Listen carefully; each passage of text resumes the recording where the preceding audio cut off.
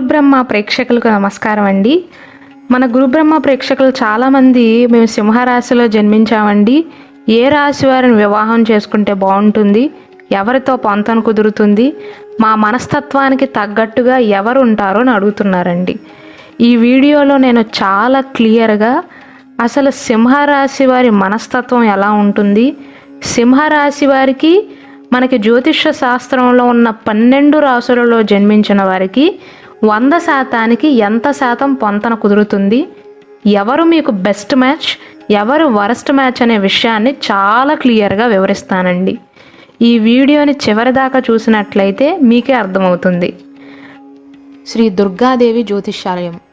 మీరు ఇప్పుడు వరకు ఎక్కడెక్కడో జ్యోతిష్యం చెప్పించుకుని నిరాశ చెంది ఉన్నారా? అయితే ఒక్కసారి ఈ గురువు గారికి ఫోన్ కాల్ చేసి చూడండి.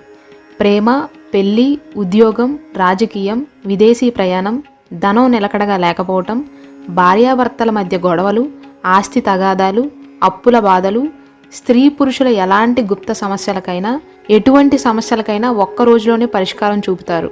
వీరు ఫోన్ నంబర్ 9542637206. ఇంట్రెస్ట్ ఉన్న వాళ్ళు ఎవరైనా ఏ టైంలోనైనా వీరు కాల్ చేయవచ్చు. ముందుగా ఈ సింహరాశి వారి మనస్తత్వము, ఎలాంటి జీవిత భాగస్వామిని వీరు కోరుకుంటారంటే, సాధారణంగా సింహరాశి వారు చాలా ఆకర్షణీయంగా ఉంటారండి. వారి పేరులో మాత్రమే సింహం కాదు, వారి మనస్తత్వం కూడా ఇంచుమించు అలానే ఉంటుంది. అంటే ఏదైనా వారి మనసులో అనుకున్నారనుకోండి, ఇక ఎవ్వరికి భయపడకుండా ముక్కుసూటిగా ముఖం మీద చెప్పేస్తారు. అయితే ఆ ముఖం మీద వ్యవహరించే తీరే కొన్నిసార్లు వారి జీవిత భాగస్వామిని బాగా బాధ పెడుతుంది. ఎందుకంటే మనుషులందరూ ఒకలాగా ఉండరు కదండి, మనుషుల మనస్తత్వాలన్నీ కూడా ఒకేలా ఉండవు. కొంతమంది కొన్ని కఠిన మాటలు తీసుకోలేకపోతారు, అంటే బాగా బాధపడతారు. అటువంటి వారికి మాత్రం సింహరాశి వారు చాలా కోపిష్ఠులాగా, గర్విష్ఠులలాగా కనిపిస్తారండి.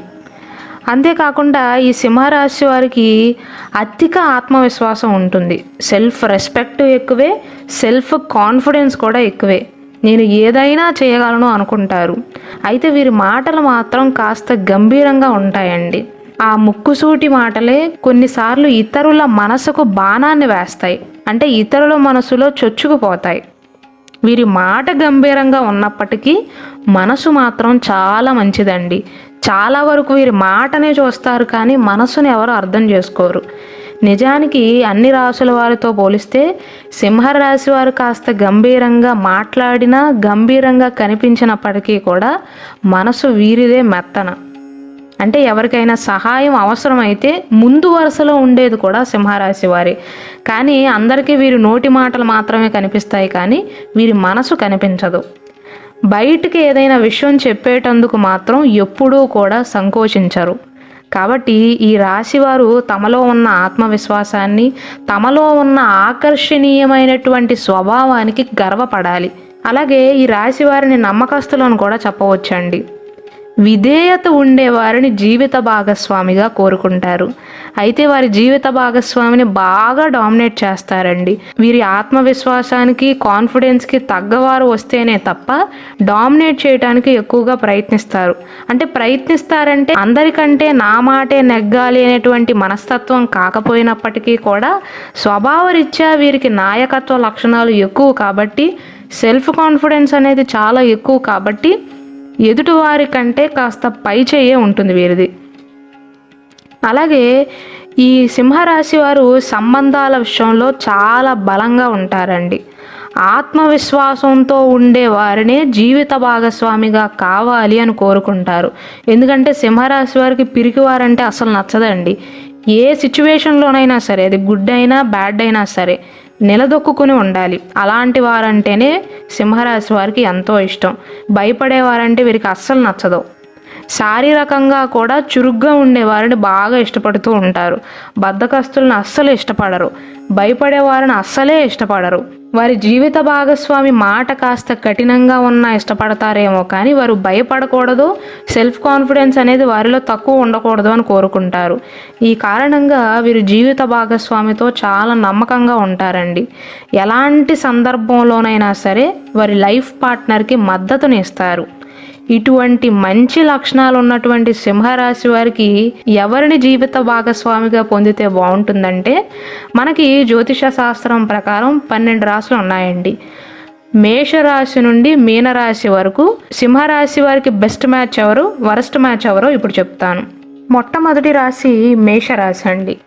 ఈ మేషరాశి వారి మనస్తత్వము, సింహరాశి వారి మనస్తత్వము చాలా బాగా సెట్ అవుతాయండి. ఇద్దరికీ నాయకత్వ లక్షణాలు ఎక్కువే, ఇద్దరికీ కాన్ఫిడెన్స్ ఎక్కువే, ఇద్దరికీ కూడా సెల్ఫ్ రెస్పెక్ట్ ఎక్కువే. సింహరాశి వారి మనస్తత్వము, మేషరాశి వారి మనస్తత్వము 100%కి 97% కలుస్తుందండి. అంటే మనస్తత్వం మాత్రమే కాదు, వివాహ పొంతన అనేది 97% అనుకూలంగా ఉంటుంది. కాబట్టి సింహరాశి వారు మేషరాశి వారిని చక్కగా వివాహం చేసుకోవచ్చు. అయితే వీరిద్దరికీ కూడా కాస్త కోపం ఎక్కువ, దూకుడు స్వభావాలండి ఇద్దరివి కూడా. తదుపరి రాశి వృషభ రాశి. ఈ వృషభ రాశి వారికి సింహరాశి వారికి ఉన్న తేడా ఏంటంటే, వృషభ రాశి వారేమో ముందు నా పని ఆ తర్వాతే పక్కవారి పని అనుకుంటారు. అంటే తమ పని పూర్తయిన తర్వాతే దేని గురించి అయినా ఆలోచించటం కానీ సహాయం చేయటం కానీ చేస్తారు. కానీ సింహరాశిలో జన్మించిన వారు అలా కాదండి. ఎవరైనా వచ్చి వీరిని అడగగానే, అంటే సహాయం అడగగానే పక్కవారిది ఫస్ట్ చూస్తారు, ఆ తర్వాత వీరి పనులు చూసుకుంటారండి. ఇది వీరిద్దరికీ మధ్య ఉన్న తేడా. వృషభ రాశి వారి మనస్తత్వము, సింహరాశి వారి మనస్తత్వము 73% కలుస్తుందండి. అంటే వీరి వివాహ పొంతన అనేది 73% అనుకూలంగా ఉంది. తదుపరి రాశి మిథున రాశి అండి.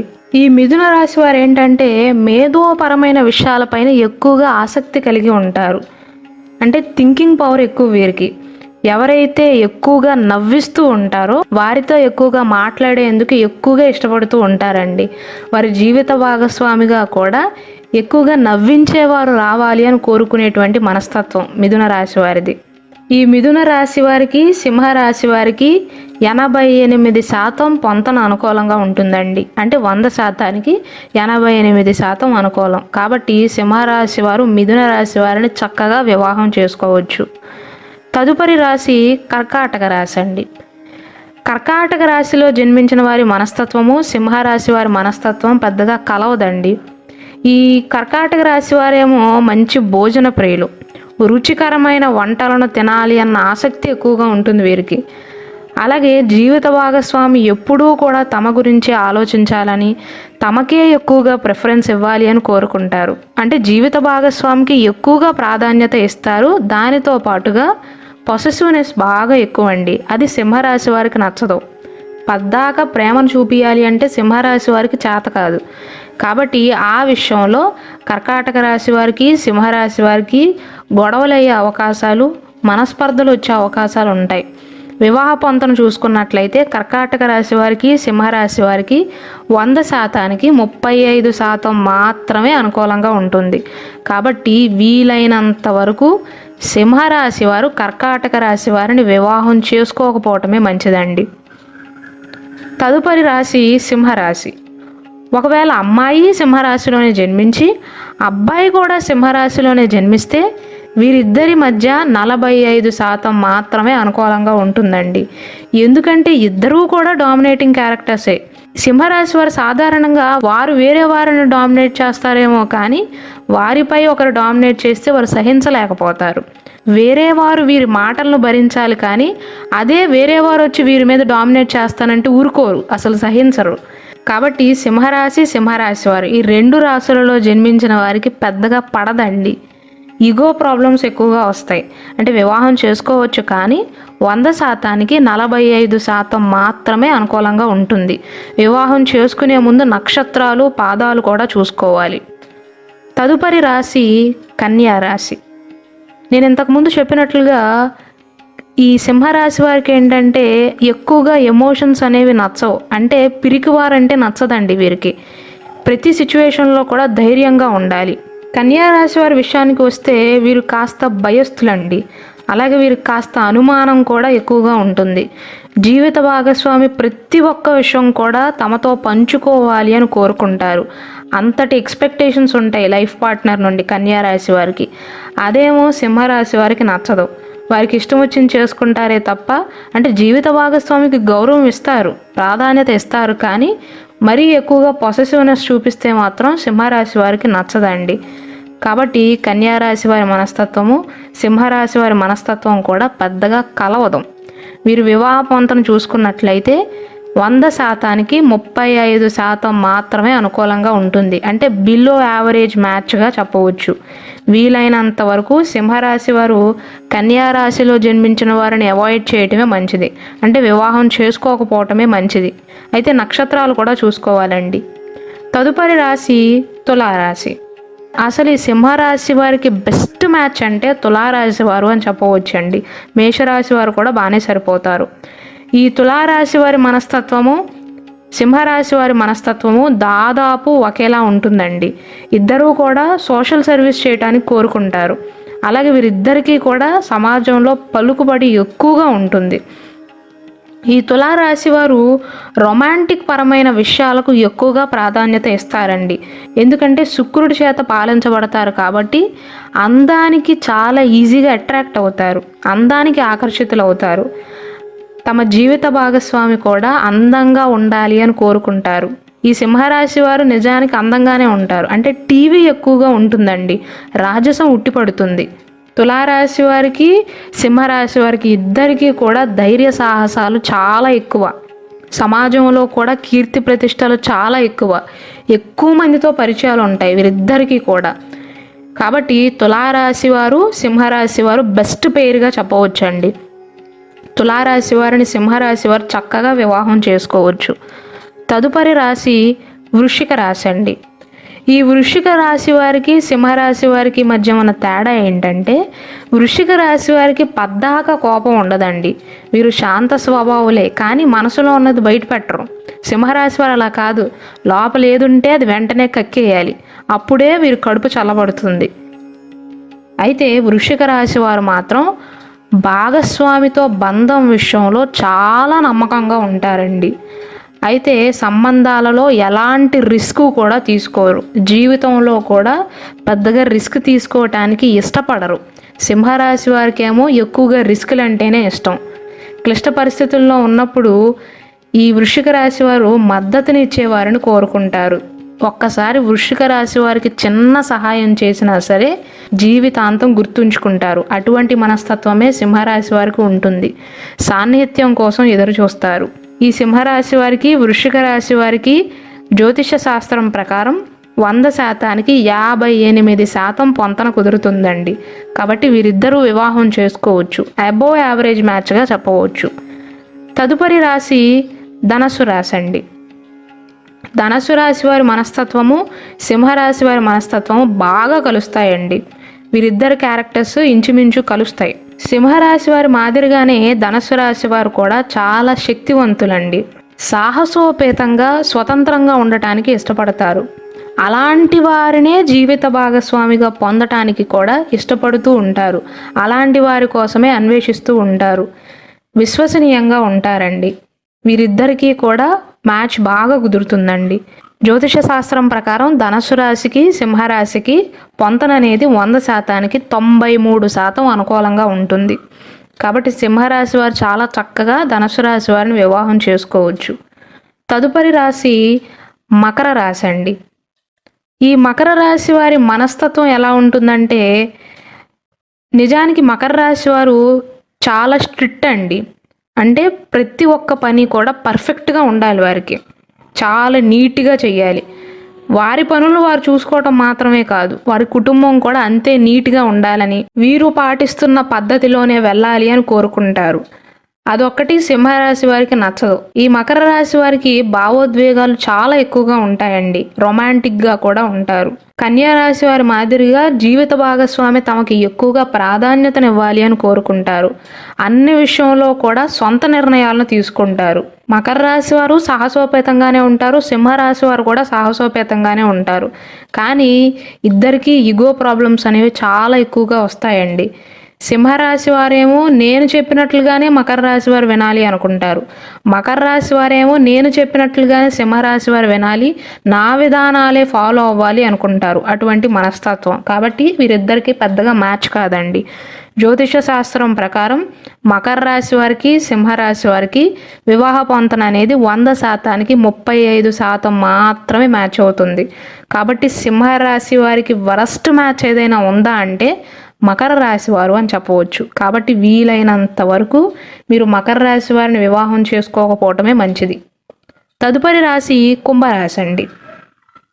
కుంభరాశి వారికి మీకు మ్యాచ్ సెట్ అవుతుందండి. 68% అనుకూలం అని చెప్పవచ్చు.